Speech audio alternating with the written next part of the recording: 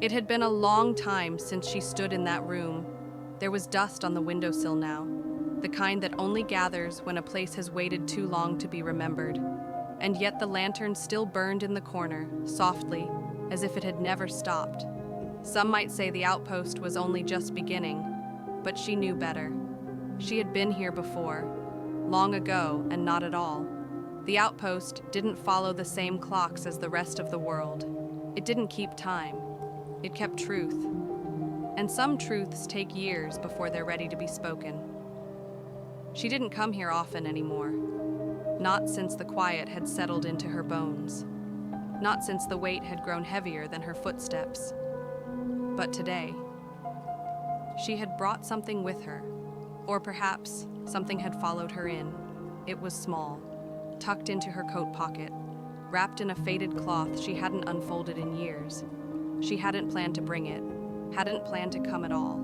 But the door had opened, all on its own. A soft creak just after dawn. No wind, no sound.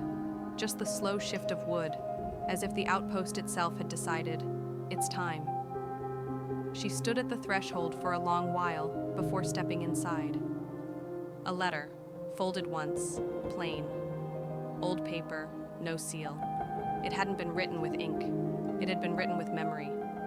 She sat at the old desk, the one near the window with the feather tucked beneath its drawer, and placed the letter down gently. She didn't open it. She didn't need to. She knew what it said. I'm sorry I had to close the door for a while. I was just a child. It was the only way I knew to feel safe. But I remember you. I remember him. I'm still here. She closed her eyes for just a moment and breathed.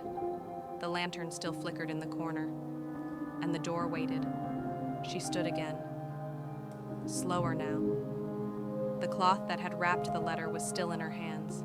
She folded it once more, the way she always had, crease to crease, like folding silence into silence. Then she crossed the room. The door was waiting, a simple wooden frame. No markings, no lock, just the quiet suggestion of forward. She paused with her hand on the handle. No one asked her to turn it. No voice called her through. But the outpost had opened it for a reason.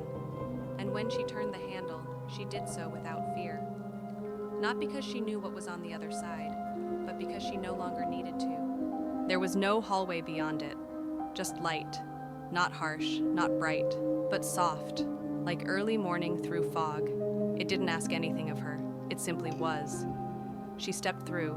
The door closed behind her, not with a click. Just the hush of wood meeting wood. No lock, no finality. Just a moment passing. Ahead was a path. Narrow, worn, familiar.